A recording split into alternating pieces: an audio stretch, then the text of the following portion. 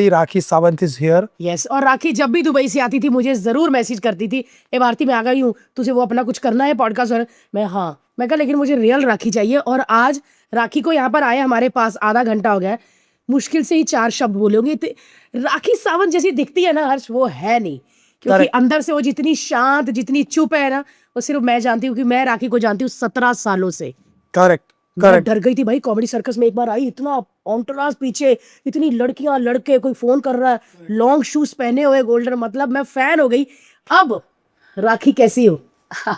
पहले आप दोनों को बहुत बहुत मुबारक। शादी में आई थी और शादी के बाद अब मिल रही हूँ 80,000 80,000 और हमारे 2 बच्चे भी हो गए। इनकी शादी में गई थी, मेरी माँ भी गई थी, पूरा खानदान गया था, बिल कुछ 80,000 हो गया था खाने नहीं नाश्ते का।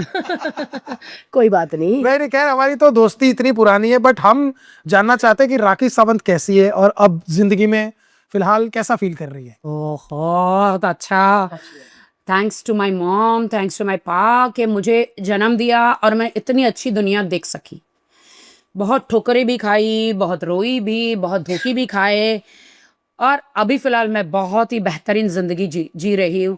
जितनी ज्यादा मौत की तरफ जा रहे हैं ना, कहते हैं ना कब्र और शमशान घाट की तरफ, अभी बेहतर जिंदगी होती जा रही है।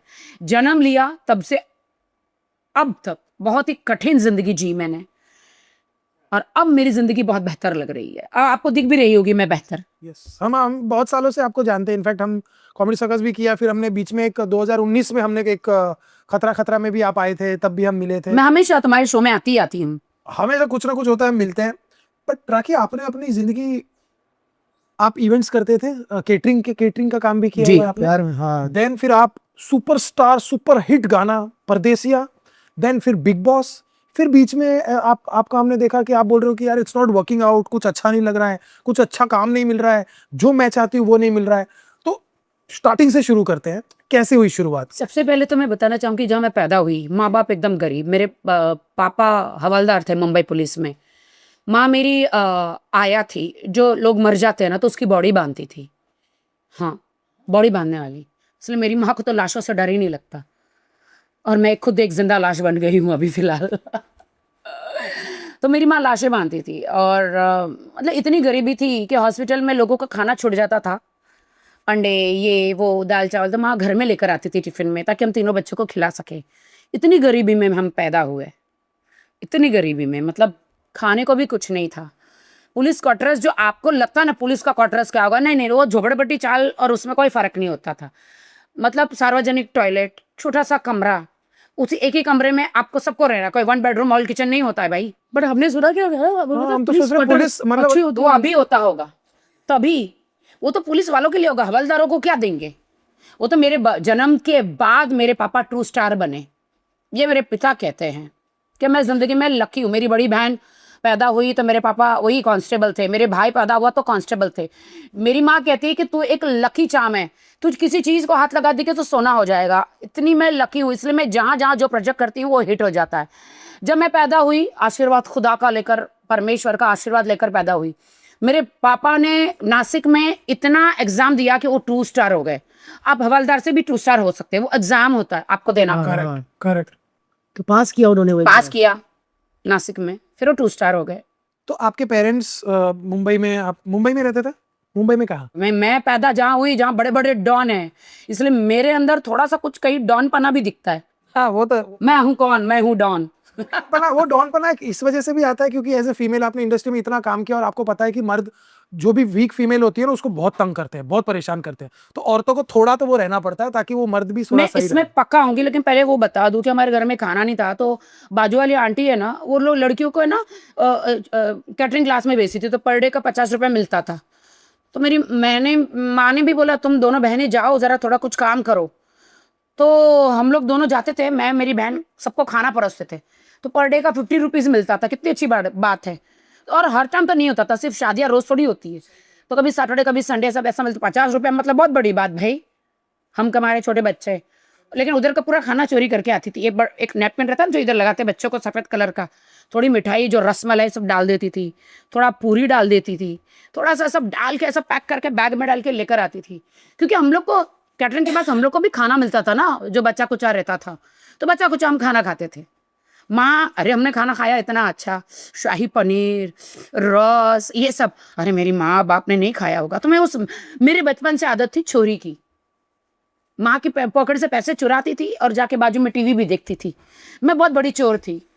हाँ, मैं मजाक नहीं करती। और फिर खाना भी चुराती थी। हाँ, चोरी बहुत चोरी करी है मैंने जिंदगी में। कभी कभी कभी पकड़े गए हो चोरी करते हुए? हाँ, बहुत हाथों में टांके हैं मेरे। माँ बाप ने बहुत मारा है।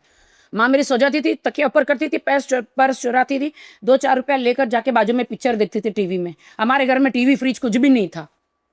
तब से वो फिल्म का कीड़ा लगा है मेरे में। ओह, तो ये जो चोर वाला आपका काम था, ये आपने आगे तक कहाँ, किस साल तक आगे तक बढ़ाया? चोरी करना कब छोड़ा फिर? चोरी करना तो कभी नहीं छोड़ा। अभी तो मैं खुद अमीर हो गई हूँ, तो अभी मैंने अब मैं चोरी नहीं करती। नहीं, तुम लोग ऐसे मत करो। अब मैं खुद सेटल हूँ अपने पैरों पर, तो मैं नहीं चोरी करती हूँ कुछ भी। तभी हमारे पास कुछ था नहीं ना, खाने पीने को, ऐशो आराम ये। और बचपन से ही मुझे बहुत शौक था कि भाई मैं पैदा हुई हूँ तो मैं कुछ करूंगी जिंदगी में।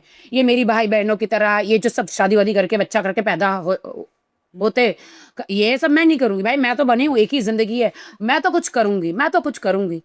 जब मैं बचपन में कहीं डांस करने जाती थी तो मेरी माँ बाप खूब मारते थे मुझे, बाल वाल काट देते थे, मुर्गा बनाते थे। बाप रे, बहुत सहा मैंने, बहुत सहा है। यहाँ तक पहुंचने के लिए बहुत सहा। पूरे खानदान ने मुझ पे हाथ धोए हैं। लोग नदी में हाथ धोते हैं, मेरे पूरे खानदान ने मुझे मार मार के मेरे पे अपना हाथ साफ किया है। मेरे बॉडी में इतने स्टिचेज है, मारते हैं। फिर उधर पौधार हॉस्पिटल है, उधर जाके टाँके लगा रही हूँ मैं तो बोलती, अरे डॉक्टर जरा टाँका लगाना, ये पूरा हाथ फटा हुआ है। डॉक्टर कहना ये टाँका लगाना पूरा हाथ, ये इधर देखो इधर। मेरी माँ ने एक बार तो ऐसे थाली फेंकी थी, ये पूरा फट गया था। मैं डॉक्टर जरा टाँके लगाना, ऐसा था मेरा। इतना मार खाया है। इसलिए अब मुझे ना मार से डर लगता है, ना मुझे किसी जख्म से डर लगता है, मुझे किसी चीज से नहीं डर लगता। मैं इतनी अभी बोल्ड हूँ, बिंदास। ये जब आप स्कूल में जाती थी बचपन में, ये फैमिली में भी ऑब्वियसली हर नहीं, मैं तो बचपन में बीएम से म्यूनसिपैलिटी स्कूल में जाती थी, जहाँ फीस नहीं देना पड़ता था। फिर उधर मैं बहुत मारा मारी करती थी। वहाँ भी? हाँ, बात पकड़ पकड़ के मारती थी मैं। लड़कियों को कि लड़कों को? दोनों को। क्योंकि उनके टिफिन में अच्छा खाना था, मुझे देते नहीं था, और मुझे खाना नहीं मिलता था। मार मार के उनका खाना चोरी करके खा जाती थी। उनकी गुड़िया उड़िया चुरा लेती थी। जब लेने आते थे तो गुड़िया को तोड़ के, मुंडी इधर हाथ पैर उधर तोड़ के दे देती थी। ये कैसी बच्ची थी ना बचपन वाली।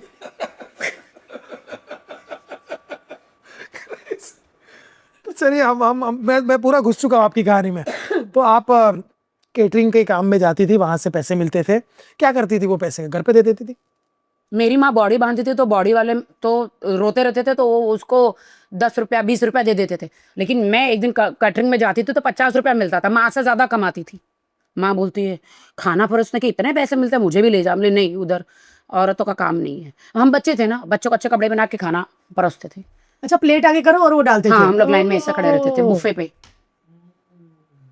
तो आपने वो बूफे वाला काम किया, ऑब्वियसली आप गुड लुकिंग प्रेजेंटेबल तो बचपन से ही होंगी। नहीं, मेरी तो नाक बहती थी बचपन में। हाँ, ऐसे है ना, ऐसे होता ना। ये तो अभी अच्छी दिखती हूँ, क्योंकि अब तो मैं एकदम सेटल हूँ। मैं तो बड़ी अजीब सी दिखती थी बचपन में, ऐसे ऐसे खुजाती थी। ये तो सर बोलते थे, इधर आओ, खाना परोसे साहब, ये सब नहीं करने का, चलो इसको इनको नहलाओ। फिर हमको नहलाते थे। फिर ये अच्छा ऐसे करती होगी अर्च। और बचपन में, हाँ, और मेकअप लगाना बचपन से सीख गए थे, 10 साल की उम्र से। क्योंकि 9 साल की उम्र से वहां पे आपको लिपस्टिक और ये सब ब्लशन लगा के ऐसे खाना परोसना पड़ता था। हाँ, करेक्ट। हाँ, तो मेरा और मेकअप का नाता बचपन से ही है। तो उसके बाद आपने कौन सा क्या जॉब किया, लाइक ये खाना परोसने की, केटरिंग में? फिर वहां से मैं फिर थोड़ी बड़ी हुई, फिर घर से भाग गई। कौन से एज में? 11-12 साल में। बाप रे। 11 साल की? हाँ। क्या, कैसे भागी? बर्फ लेने गई उधर? बर्फ लेके 5 रुपए की छोटे बच्चों को बेचने? नहीं, बॉलीवुड में भाग गई मैं। वहां पे मैं बचपन में एक दूरदर्शन पे प्रोग्राम किया था, रंगारंग। हाँ, कोई पकड़ के दूरदर्शन में बुला रहे बच्चों को, चलो रंगारंग प्रोग्राम। तो वो गाना गाते हैं ना, इतनी शक्ति हमें दे न दाता, मन का विश्वास कमजोर होना, हम चले नेक रास्ते। बस ये आता है हमें गाना। नहीं, हम चले नहीं, मैं कभी नेक रास्ते पे चली ही नहीं हूँ, चोरी कर करके ही बड़ी। बस वो तो ऐसा बोलते थे, ऐसा। तो गाती थी? नहीं, वो तो बच्चे अच्छा, सब लाइन से खड़े ग्रुप में होके। ऐसा? हाँ। तो उसमें क्या मिलता क्या था? कुछ नहीं, मिसल पाव, वड़ा पाव, वो 5 रुपया। हाँ, 5 रुपया? 5 रुपया बच्चे को क्या देंगे?